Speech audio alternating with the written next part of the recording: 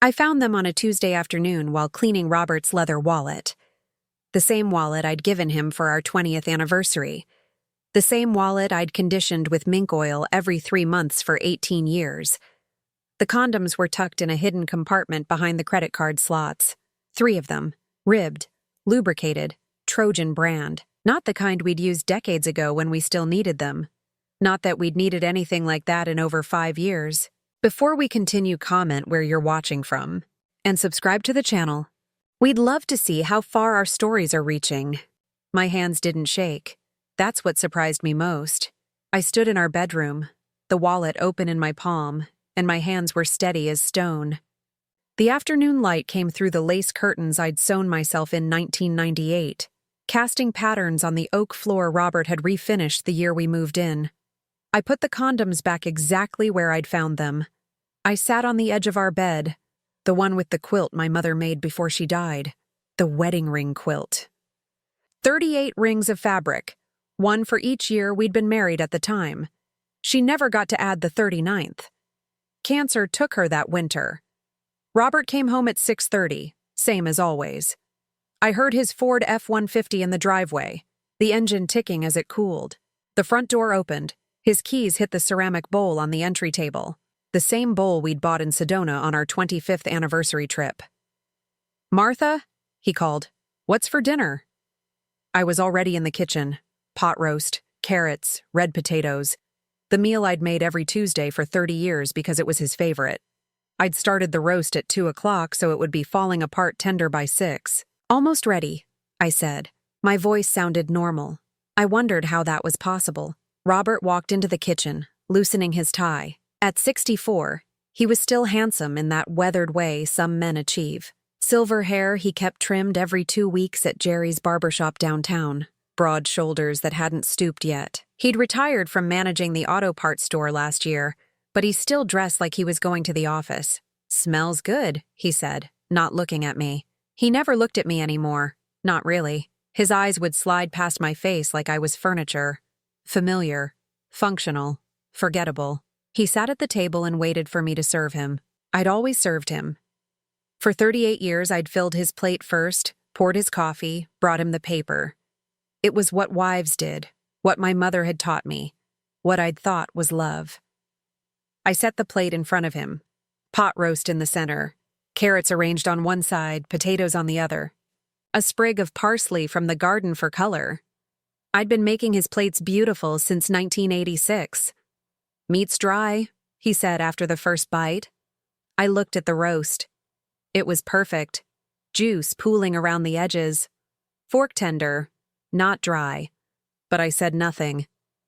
"And you put too much salt on the potatoes," he added. "You know I'm watching my blood pressure." I'd used the same amount of salt I'd used for 3 decades. The same amount he'd told me was perfect until about 6 months ago, when everything I did started being wrong. "Sorry," I said. The word tasted like copper. We ate in silence. The kitchen clock ticked above the stove. The refrigerator hummed. Outside, Mrs. Henderson's dog barked at something in the yard next door. Normal sounds, regular sounds, the sounds of a life that looked fine from the outside. "I've got a business trip next week," Robert said, pushing his plate away. Half the food uneaten. "Cleveland, 3 days. Conference about new inventory management systems." "Oh," I said. "Which days?" "Wednesday through Friday. I'll leave Tuesday night, stay at that Marriott near the airport." I nodded. I cleared his plate. I scraped his uneaten dinner into the trash, feeling each scrap hit the bag like a small death. 38 years of cooking for this man. 38 years of trying to make meals he'd enjoy. And now everything was too dry, too salty, too much, too little, too late. After dinner, he went to his recliner. He turned on the TV to watch the news. I washed dishes by hand, even though we had a perfectly good dishwasher. I liked the warm water. I liked the simple task of making something clean. I thought about the condoms in his wallet. 3 of them. Not for me. Not for us. For someone else. For someone who didn't cook his meals or condition his leather goods or make their bed with hospital corners because that's how his mother had taught him to like it. That night, I lay beside him in our bed. He fell asleep in minutes, snoring softly. I stared at the ceiling and remembered. I remembered being 22, working as a secretary at the auto parts store. Robert had been the new assistant manager, fresh from business school, ambitious and charming. He'd asked me to coffee after 2 weeks, married me after 6 months. We'd had a small wedding because we couldn't afford a big one. My dress was borrowed from my cousin. The cake was from the grocery store bakery. We'd honeymooned in Niagara Falls, splitting a motel room for 3 nights. I remembered the early years in our first apartment, scrambling to make rent, Robert working 60-hour weeks to prove himself, me taking night classes to get my associate degree while working full-time. We'd been partners then, a team, us against the world. I remembered when Tom was born, our only child. Robert had cried when he held him. Actually cried. He'd promised we'd give our son everything we'd never had. We'd saved. We'd sacrificed. We'd both worked overtime for years to pay for Tom's engineering degree at Ohio State. I remembered Robert's mother dying, how he'd fallen apart, how I'd held him through it, arranged the funeral, handled the estate paperwork, sat with him through the grief. I'd been his rock, his constant, his safe place. When had that changed? When had I stopped being his partner and started being his servant? When had he stopped seeing me and started looking through me? The condoms in the wallet answered that question. They told me exactly when. They told me this had been happening long enough for him to be prepared. Long enough for him to be careful. Long enough for him to have someone he wanted to be careful with. I wanted to cry, but the tears wouldn't come. I wanted to scream, but my throat was closed. I wanted to shake him awake and demand answers, but my body wouldn't move. Instead, I lay there in the dark, listening to him snore, feeling the distance between us like a canyon. 3 feet across the bed, 38 years across time, a hidden compartment in a leather wallet across reality. I thought about confronting him. I imagined the scene, me holding up the condoms, him stuttering, making excuses, maybe admitting it, maybe lying. Then what? Counseling? Divorce? Reconciliation? At 62, was I supposed to start over? The questions circled in my head like vultures, but underneath the questions, something else was growing. Something cold and clear and harder than I'd ever felt before. Not anger exactly. Not yet. Something more dangerous than anger. Patience. I started watching him the way you watch a stranger. Noting small things. The way he checked his phone constantly, tilting the screen away from me. The way he showered immediately when he came home, even on days he hadn't been anywhere that would make him dirty. The way he bought new cologne, something sharp and expensive, nothing like the Old Spice he'd worn for 30 years. On Wednesday morning, I made him breakfast. Scrambled eggs, bacon, toast with butter. He ate quickly, scrolling through his phone. "What time will you be home?" I asked. "Late, maybe 7. I've got meetings all day." "Okay." He kissed my cheek on his way out. Mechanical, meaningless. The same kiss you'd give an aunt at Thanksgiving. I watched him drive away in the truck. Then I went to his office. The office was supposed to be his retirement project room. He had a desk, filing cabinets, boxes of old paperwork he'd brought home from the auto parts store. I'd never gone through any of it. Privacy, I'd thought. Respect. Boundaries. I didn't care about boundaries anymore. The filing cabinet was locked. I found the key in his desk drawer, tucked inside an old checkbook. Inside the cabinet, everything was organized. Robert had always been methodical. Bills in one folder, insurance papers in another, bank statements in a third. The credit card statements were what I needed. I pulled 6 months' worth and spread them on his desk. The charges told a story I didn't want to read but couldn't stop reading. February 14th, Salvatore's Italian restaurant, 187. He'd told me he had to work late that night. I'd eaten leftover meatloaf alone. March 23rd, Flowers by Design, $92. I'd gotten nothing for our anniversary 2 weeks later. April 7th, La Quinta Inn, $129. Another late night at work, he'd said.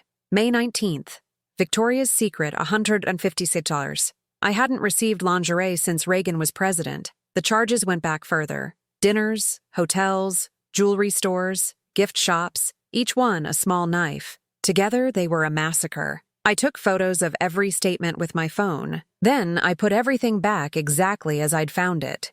In the kitchen, I made myself coffee and sat at the table.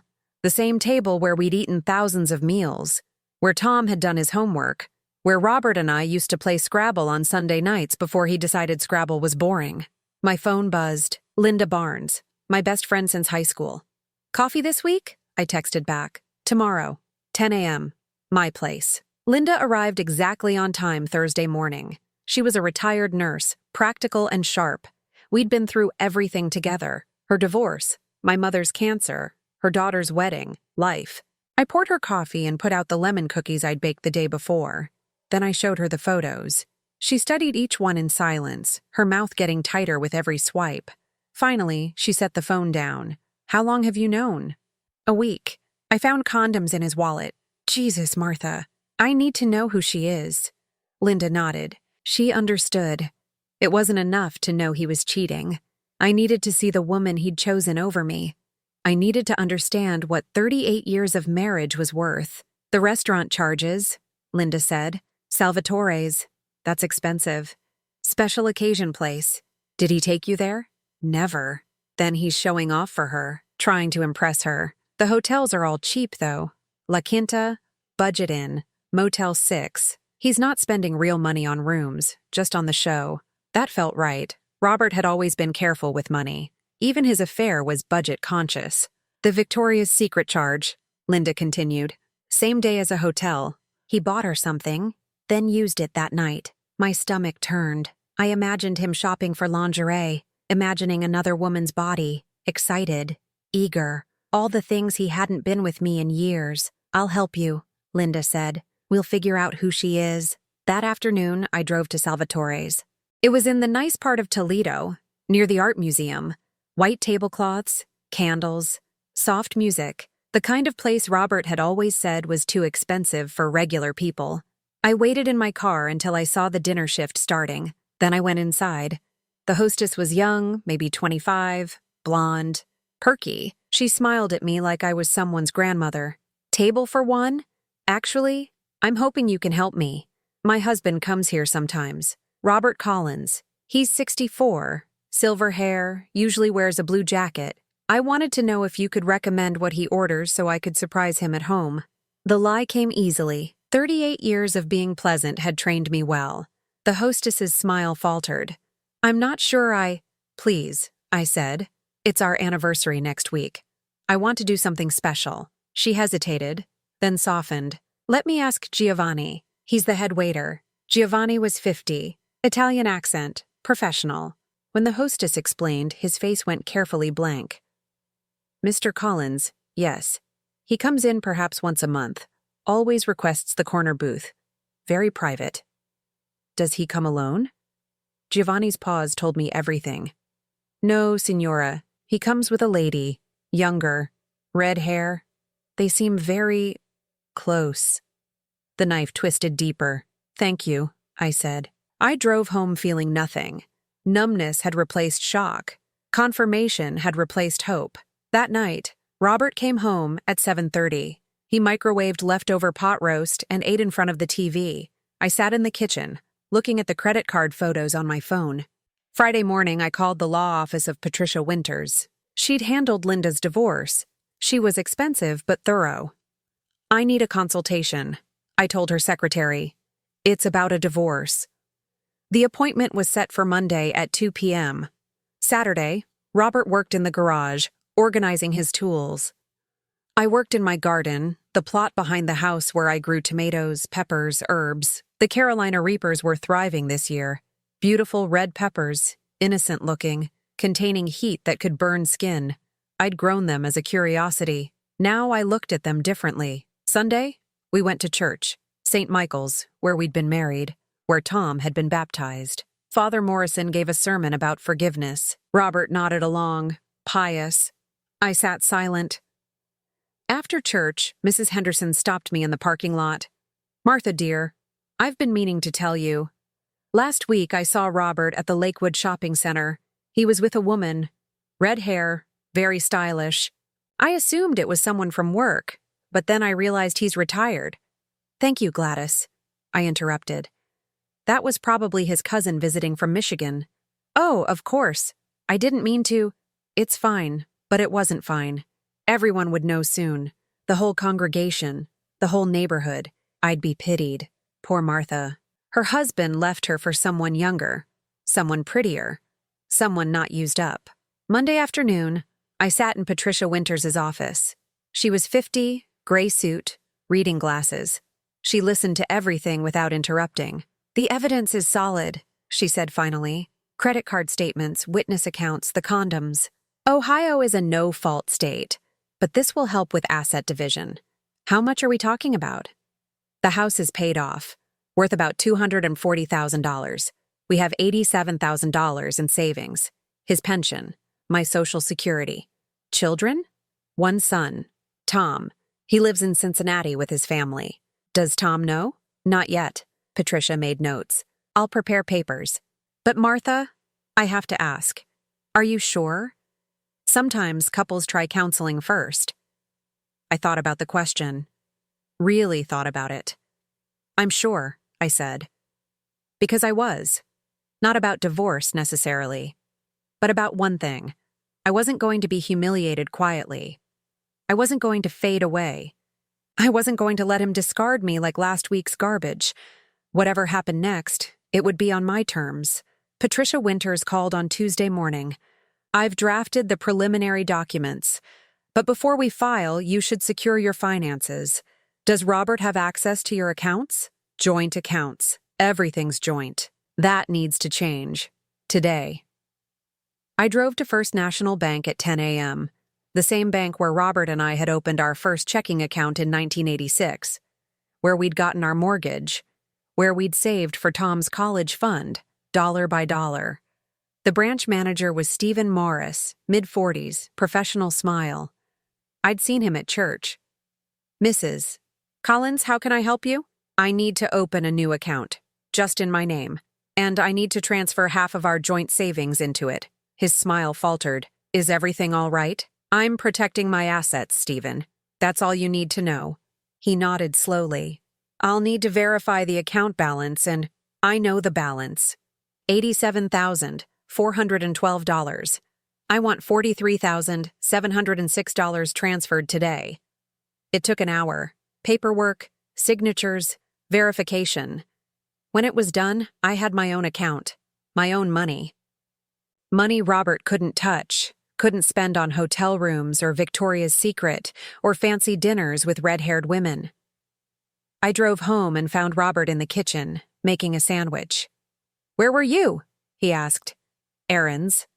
What errands? I looked at him, really looked at him. The man I'd loved since I was 22. The man I'd built a life with. The man who was lying to me every single day. Just errands, Robert. He shrugged and went back to his sandwich. Turkey and Swiss. No mayonnaise. Exactly how he liked it. I'd bought the turkey yesterday. I'd sliced it myself because the deli counter was closed. Even now, even knowing everything, I was still taking care of him. That night, he announced his Cleveland trip was confirmed. Leaving tomorrow evening. Back Friday night. I'll call you when I get to the hotel. Okay. You'll be all right here alone? The question would have been sweet if it wasn't so hollow. Would I be all right alone? I'd been alone for months, maybe years. I just hadn't realized it. I'll be fine. Wednesday morning, I watched him pack. He was careful about it. Dress shirts, pressed, slacks with a sharp crease, his good shoes, the expensive cologne. He packed the leather wallet last, slipping it into his carry-on. The wallet with the hidden compartment. The wallet with the condoms I'd found 8 days ago. Drive safe, I said when he carried his bag to the truck. He kissed my cheek. I'll call you tonight. I watched him drive away. The truck disappeared around the corner. Then I went to my garden. The Carolina Reapers were perfect. Bright red, firm, deadly. I'd researched them when I planted them. They measured over 2 million Scoville heat units. Pure capsaicin. The oil could cause chemical burns. Handling them required gloves. I picked 6 peppers and brought them inside. In the kitchen, I laid out my supplies. Cutting board, chef's knife, latex gloves, a small glass jar with a tight lid, olive oil, and a syringe I'd bought at the pharmacy that morning, the kind used for giving medicine to pets. I put on the gloves and cut the peppers carefully. The seeds were the hottest part. I scraped them into the jar, then minced the flesh. The smell was sharp, dangerous. My eyes watered even though I wasn't touching them. I covered the peppers with olive oil and let them steep.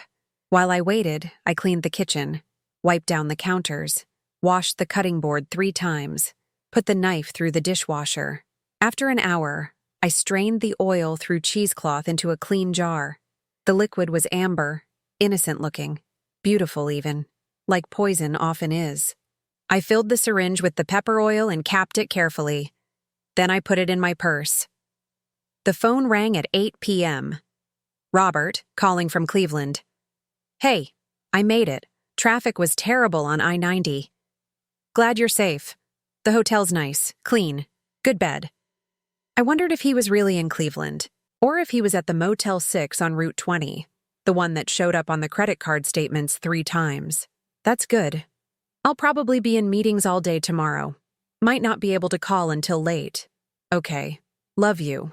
The words hung in the air like smoke, empty, automatic, meaningless. Goodbye, Robert. I hung up before he could say anything else.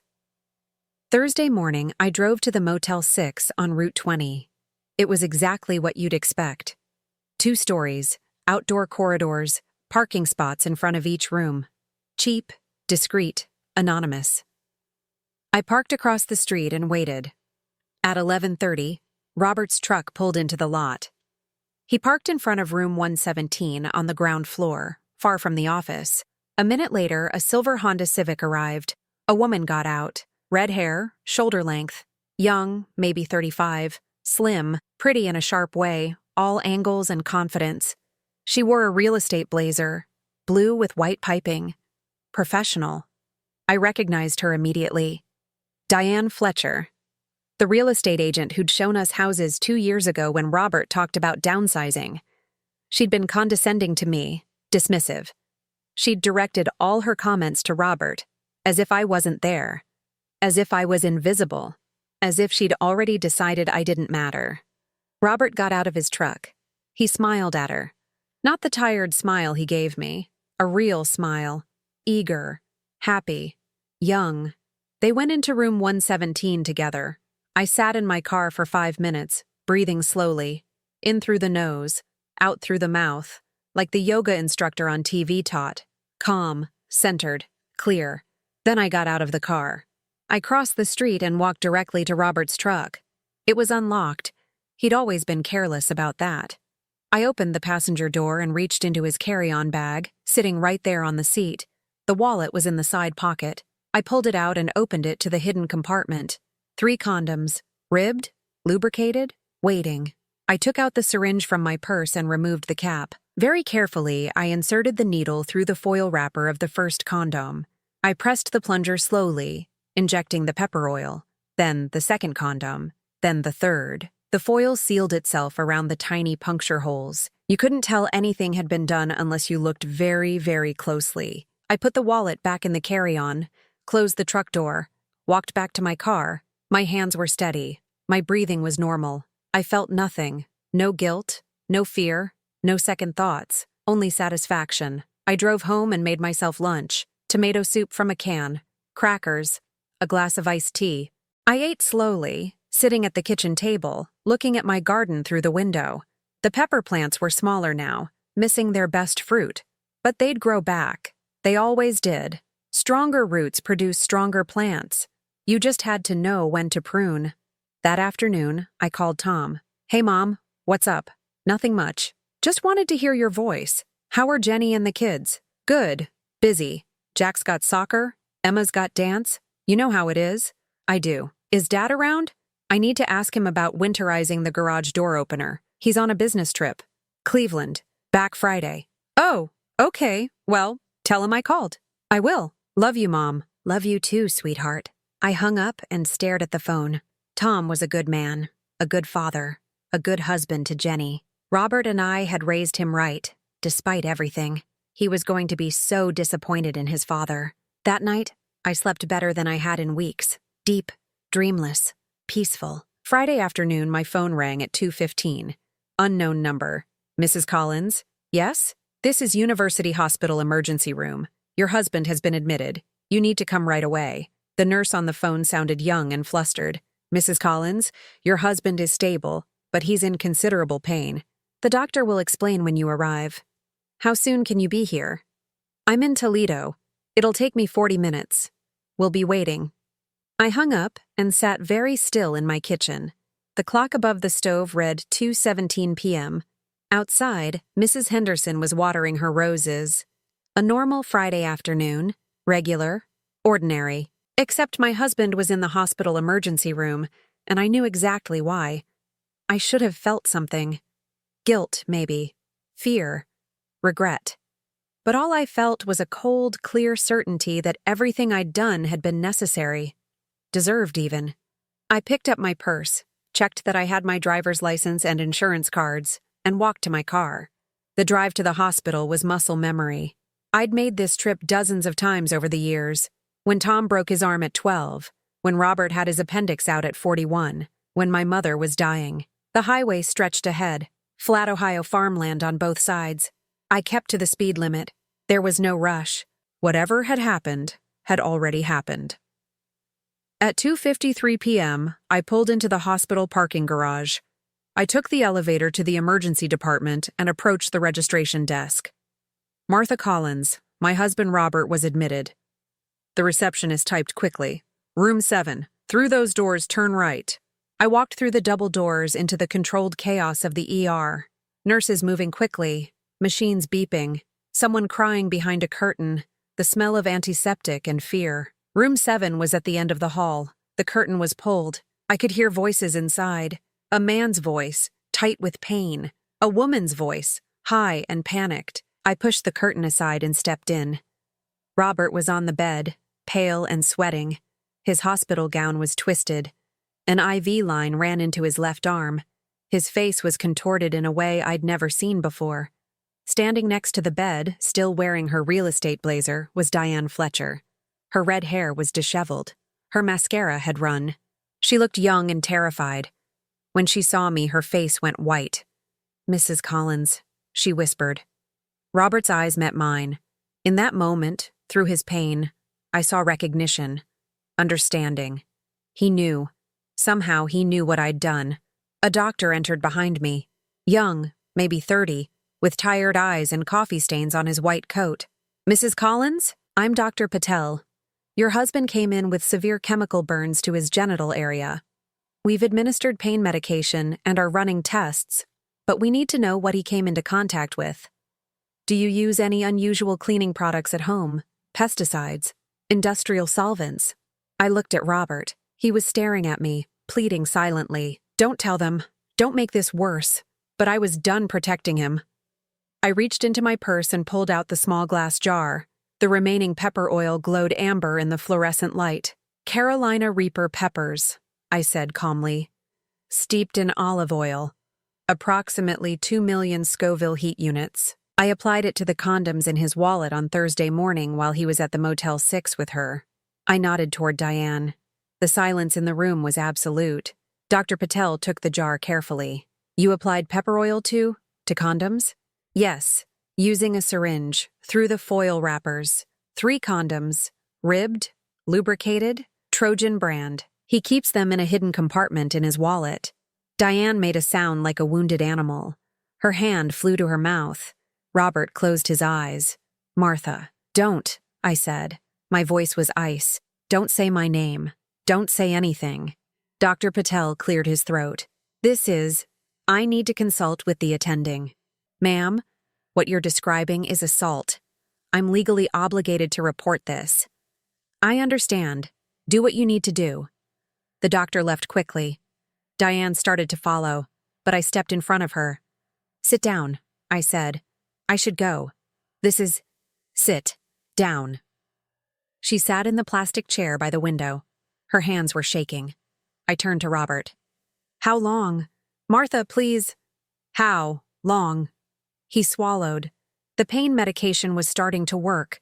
His face had relaxed slightly, but his eyes were still full of agony, physical and otherwise.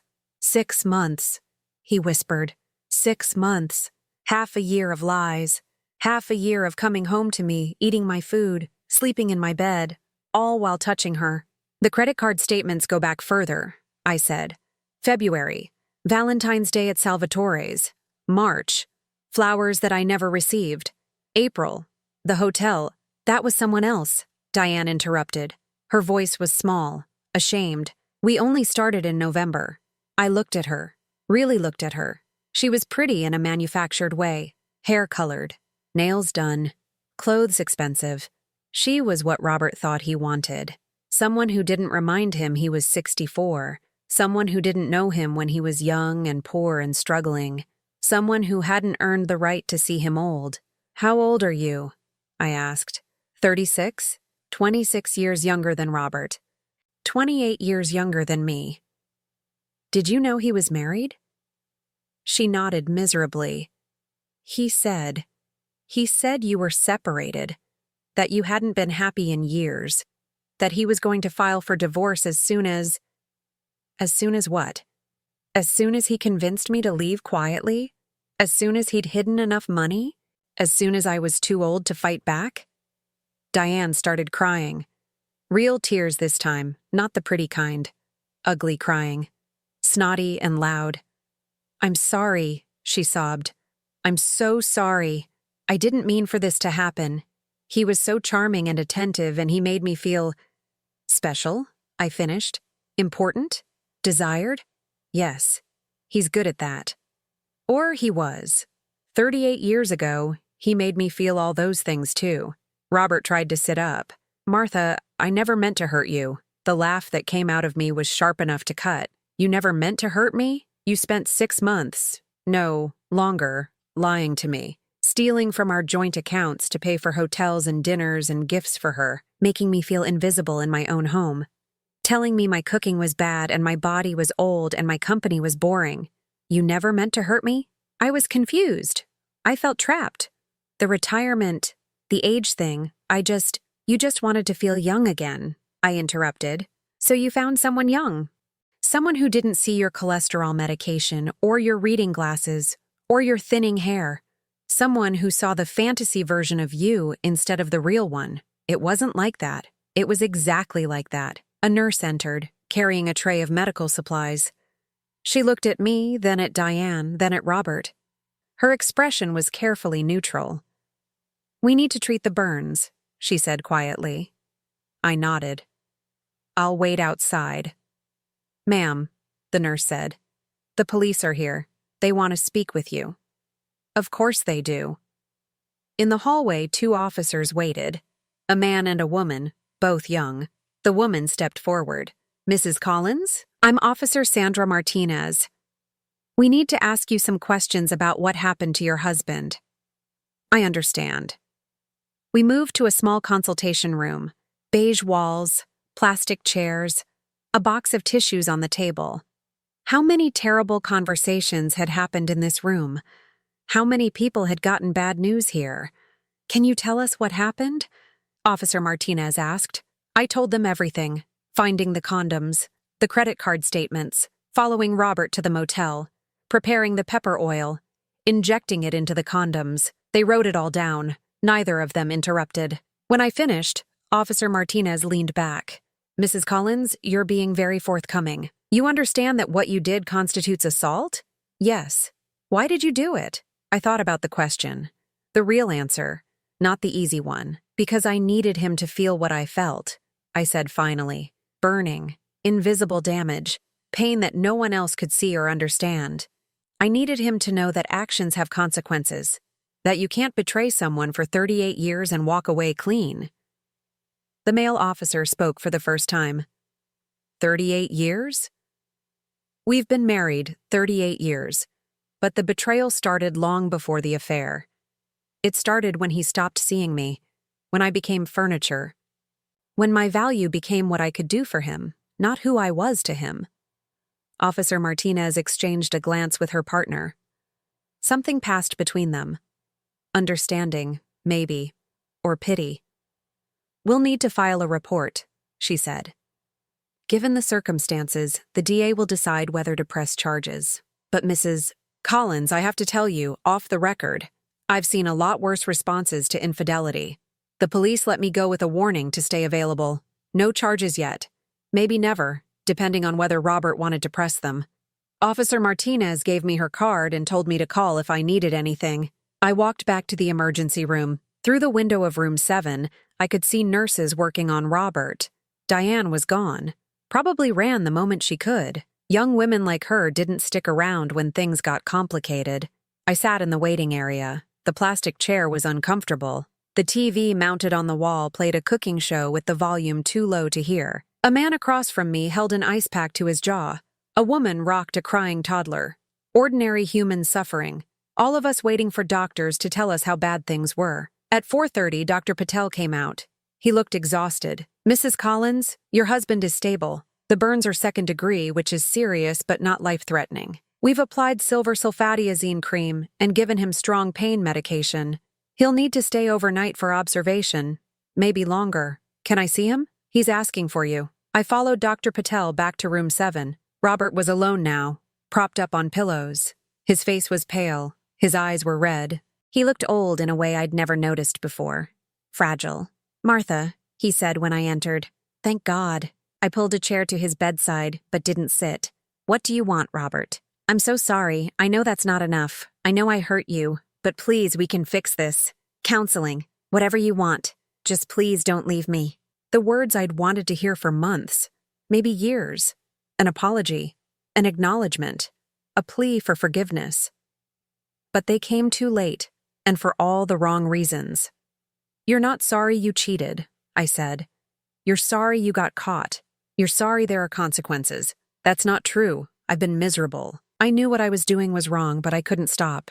She made me feel, I don't care how she made you feel. My voice was flat, empty. I'd cried all my tears already. There was nothing left but the facts. You chose her. You chose to lie to me every single day. You chose to spend our money on her. You chose to make me feel worthless in my own marriage. Those were choices, Robert. Not accidents. Not mistakes. Choices. He reached for my hand. I pulled away. Martha, I'm your husband. Doesn't that mean anything? You're the man I married 38 years ago. But you're not my husband anymore. A husband doesn't betray. A husband doesn't lie. A husband doesn't make his wife invisible. What are you saying? I pulled the divorce papers from my purse. Patricia Winters had had them ready since Monday. I'd been carrying them all week, waiting for the right moment. I'm saying I want a divorce. I've already filed the preliminary paperwork. I've moved half our savings into an account you can't access. I've documented every charge you made for your affair. Hotels, dinners, gifts, Victoria's Secret. His face crumpled. You can't do this. We can work through this. Why would I want to work through this? So I can spend the next 20 years wondering if you're cheating again? Checking credit card statements? Smelling your shirts? I'm 62 years old, Robert. I don't have time to waste on a man who doesn't value me. I do value you. You're my wife, the mother of my son. You're everything. I was everything, past tense. You traded everything for a 36-year-old real estate agent who ran the second things got difficult. He closed his eyes. Tears leaked from the corners. What about Tom? What are we going to tell Tom? We're going to tell him the truth. That his father had an affair. That his mother decided she deserved better. That sometimes marriages end, even after 38 years. He'll hate me. Probably. That's a consequence, Robert. That's what happens when you blow up your family. A nurse knocked and entered with more medication. She glanced between us, reading the room instantly. I can come back, she offered. No, I said. I'm leaving. I walked toward the door. Behind me, Robert called out, Martha, please, don't do this. I love you. I stopped, turned, looked at him one last time. You love the idea of me. You love having someone cook your meals and wash your clothes and make you feel like you matter. But you don't love me. If you loved me, you would have seen me. You would have valued me. You would have chosen me. I'm choosing you now. Now that she's gone? Now that you're lying in a hospital bed with chemical burns on your genitals? Now that the whole hospital knows what you did? You're not choosing me, Robert. You're choosing the easiest option. That's what you've always done. I left before he could respond. In the parking garage, I sat in my car and called Tom. Hey, Mom, what's up? Your father's in the hospital, University Hospital in Cleveland. He's stable, but you should know what happened. What? Is he okay? What happened? I told him. Everything. The condoms, the credit card statements, Diane Fletcher, the pepper oil. Tom was silent through it all. Finally, he said, You put pepper oil in his condoms? Yes. Jesus, Mom. I know. That's actually kind of brilliant. In a terrifying way. I hadn't expected that response. You're not mad at me? Mad at you? Mom? I'm furious at Dad. I knew something was off the last few times I talked to him. He kept making these weird comments about feeling old, about life being short. I thought he was having a midlife crisis. I didn't think he'd actually cheat on you. He did more than cheat. He made me feel like I didn't exist. I know. Jenny and I noticed. Last Christmas, the way he talked to you, like you were the help instead of his wife. I should have said something then. It's not your responsibility to fix your parents' marriage. Maybe not. But I should have stood up for you. I'm sorry I didn't. His apology meant more than Roberts ever could. Tom had seen. Tom had noticed. Tom cared. Thank you, sweetheart. Are you really divorcing him? Yes. Good. You deserve better than this. We talked for another 20 minutes. He promised to drive up tomorrow to check on me. He said Jenny supported whatever I decided. He asked if I needed money or help or anything at all. I told him I just needed time. After we hung up, I drove home. The sun was setting, painting the sky orange and pink, beautiful, indifferent. The world kept turning regardless of personal catastrophes. At home, I made myself dinner, chicken breast, steamed broccoli, brown rice, simple food, nourishing. I ate slowly, tasting each bite. When was the last time I'd eaten without anxiety? Without wondering if Robert would criticize the meal? I couldn't remember. After dinner, I took the landline phone off the hook. I turned off my cell phone. I drew a bath and soaked in hot water for an hour, adding lavender oil that Linda had given me for Christmas. The water turned my skin pink. I closed my eyes and let my body float, weightless, unburdened, free. Saturday morning, my doorbell rang at 9. I looked through the peephole and saw Mrs. Henderson from next door, holding a casserole dish. Martha, dear, she said when I opened the door. I heard about Robert. The whole neighborhood's talking. I brought you a chicken casserole. Of course she had. Bad news traveled fast in suburban Toledo. Thank you, Gladys. That's very kind. Is it true? About the pepper oil? I took the casserole. Yes. Mrs. Henderson's face split into a wide smile. Good for you. That man had it coming. My Harold cheated on me back in '92. I wish I'd thought of something half as clever. I don't think clever is the right word.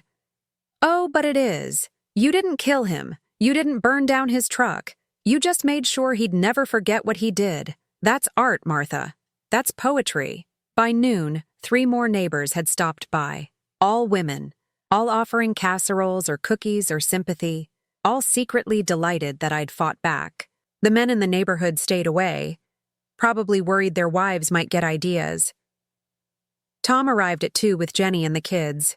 Jack was 11. Emma was 8. They hugged me carefully, like I was made of glass.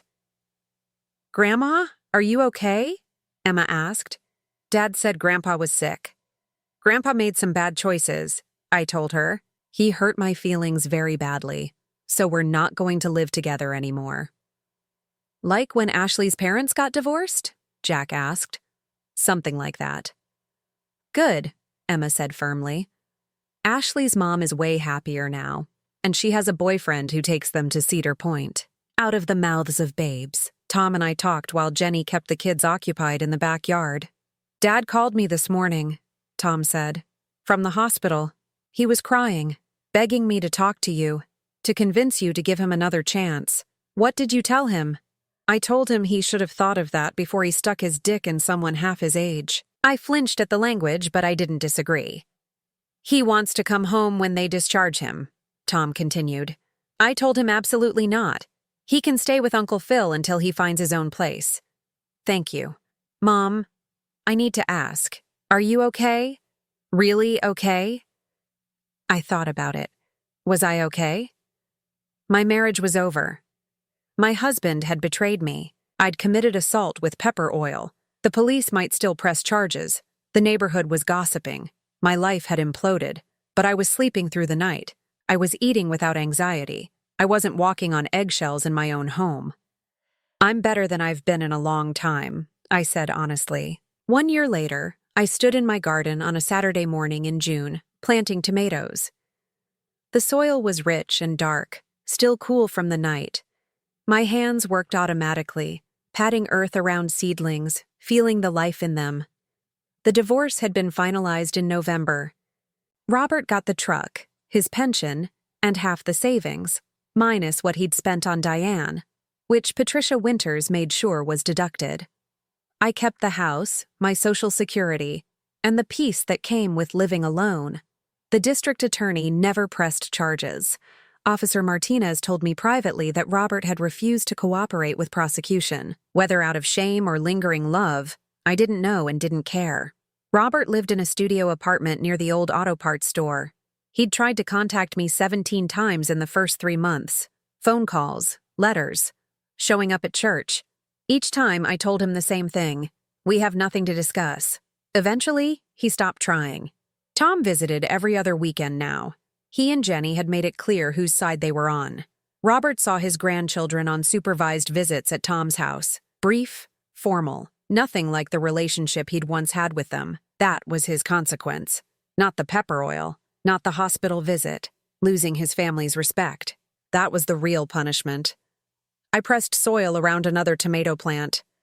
The Carolina Reapers were in the back corner of the garden this year, thriving. I'd harvested some last week to make hot sauce. Linda had laughed when I told her, "You're not going to put it in anyone else's condoms, are you?" Once was enough. The story had spread beyond Toledo. Someone at the hospital had posted about it online. It went viral. Woman uses Carolina Reaper revenge on cheating husband. I'd received interview requests from 3 talk shows, 2 podcasts, and 1 true crime documentary. I'd declined them all. This wasn't entertainment. It was my life, my pain, my moment of breaking and rebuilding. But I understood why it resonated. How many women had swallowed their anger? How many had stayed silent? How many had been made invisible in their own marriages? The pepper oil had given them a fantasy of justice. I just wished I hadn't needed to do it at all. My phone buzzed in my pocket. A text from Linda. Coffee? I have news. My place. 20 minutes. I finished planting, washed my hands at the outdoor spigot, and went inside to start the coffee maker. Linda arrived exactly on time, carrying a bakery box. Lemon cookies, she announced, from that new place on Monroe Street. We sat at the kitchen table, the same table where I'd eaten thousands of meals with Robert, where I'd discovered the credit card statements, where I'd planned my revenge. I'd thought about getting rid of it, buying new furniture, erasing the memories, but the table wasn't the problem. Robert was, and he was gone. So, Linda said, biting into a cookie, remember Frank Morrison, the widower from church? The one who coordinates the food bank? That's him. He asked about you yesterday after service. Asked what? If you were dating anyone. If you'd be interested in having dinner with him sometime. I stared at her. Are you serious? Completely. He's been widowed 3 years. Nice guy. Volunteers. Doesn't cheat on his wife with 36-year-old real estate agents. Linda. I'm just saying, the bar is very low. I laughed despite myself. I'm not ready to date. I'm not saying marry him. I'm saying have dinner with another human being who treats you like you matter. When was the last time someone did that? I thought about it. Tom treated me like I mattered. Linda did. My neighbors did, in their gossipy, casserole-bearing way. But a man? Romance? That part of me felt dead, burned away like capsaicin on skin. I'll think about it, I said, which we both knew meant no. Linda shrugged. Offer stands. Frank's a good man. Patient, kind. The opposite of Robert in every way. After she left, I cleaned the kitchen and thought about Frank Morrison. I'd seen him at church for years but never really noticed him. He was just another face in the congregation, another gray-haired man in a polo shirt. But Linda was right. He volunteered. He'd raised money for the food bank. He'd taken care of his wife through cancer until she died. Maybe someday I'd be ready to try again. Maybe someday I'd trust someone enough to let them close. Just not today. That afternoon, Tom called. "Mom, I need to talk to you about something. It's about Dad." My stomach tightened.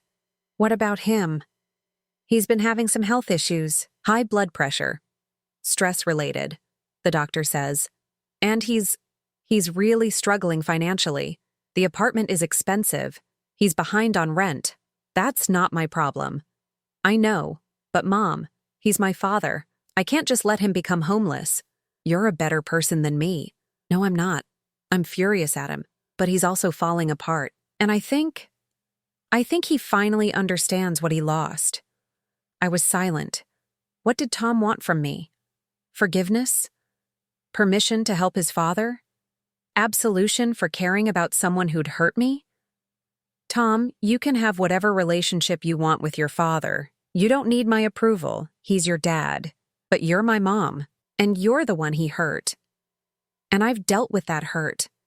I don't need to manage his consequences anymore. If you want to help him, help him. If you want to let him struggle, let him struggle. Either way, I'm not going to tell you what to do." "You're really okay with it?" "I'm really okay with it." We talked for a few more minutes about other things. The kids' summer plans, Jenny's new job, normal family things. After we hung up, I realized something. I'd meant what I said. Robert's struggles didn't give me the satisfaction I'd expected. I didn't want him homeless or miserable. I just wanted him to be not my problem. And he was. In July, Mrs. Henderson died suddenly. A stroke. She was 74, healthy one day and gone the next. The funeral was at St. Michael's. The church was packed. Robert came. He sat in the back, alone. I saw him when I went up for communion. He looked smaller somehow, diminished. His silver hair had thinned, his shoulders stooped. Our eyes met for 1 second. He looked away first. After the service, people gathered in the parish hall. Coffee, sandwiches, stories about Gladys. I stood with Linda and some other women from the neighborhood, listening to someone talk about Gladys's rose garden. Robert approached carefully. "Martha, can we talk?" Everyone around me went silent. "There's nothing to talk about, Robert. Please, just 5 minutes." I looked at Linda. She gave me a slight nod. "Your choice. 5 minutes," I said. Outside, we walked to the parking lot. The July heat was oppressive. The asphalt shimmered. "I'm not here to ask for forgiveness," Robert said. "I know I don't deserve it. I just wanted to say I'm sorry. Really sorry. Not because of the consequences, but because I hurt you. Because I treated you like you didn't matter when you were the only person who ever really did. Why are you telling me this now? Because Gladys's funeral reminded me that time is short. Because I've spent the last year alone, realizing what I threw away. Because you deserved to hear it." I studied his face. He looked sincere, broken even. But sincerity didn't undo betrayal. Remorse didn't erase pain. "I appreciate you saying it," I said finally. "But it doesn't change anything. I know. We're not getting back together. We're never getting back together." "I know that too." "Then why are we having this conversation?" "Because I needed you to know that losing you was the biggest mistake of my life, and I'll regret it until the day I die." He walked away before I could respond, got in his truck and drove off. I stood in the parking lot for a long time, feeling the sun on my face, watching the heat waves rise from the pavement. His apology had been real. I believed that. But it didn't change the fact that he'd made his choices, and I'd made mine. Some things, once broken, couldn't be fixed.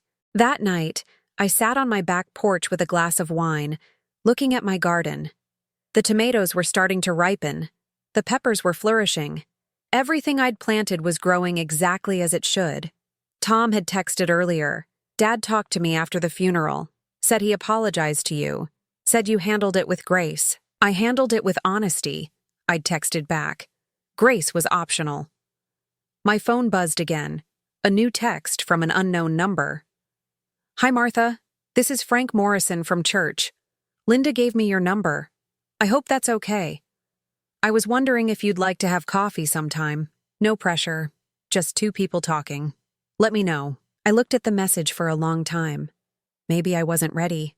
Maybe I'd never be ready. Maybe the part of me that believed in romance and partnership had died in the hidden compartment of a leather wallet. Or maybe, just maybe, I could try again, carefully, slowly, with someone who'd proven he knew how to be faithful. I typed a response. Coffee sounds nice. How about Tuesday at 10? The cafe on Monroe Street. His reply came immediately. Perfect. I'll see you then. I set the phone down and sipped my wine. The evening was cooling. Fireflies were starting to appear in the yard.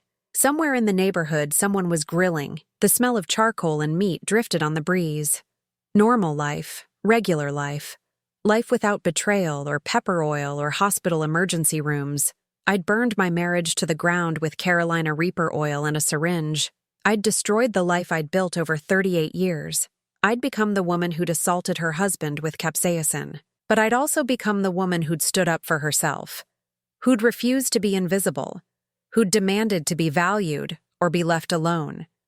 And in the end, being left alone had been the better option. I finished my wine and went inside. Tomorrow I'd plant more herbs. Call Tom. Maybe bake something. Live my life on my own terms. The garden would keep growing. The seasons would keep changing. And I would keep moving forward, one day at a time, in a house that finally felt like mine. Some women stay silent when they're betrayed. Some women scream and break things. I grew peppers, and that made all the difference.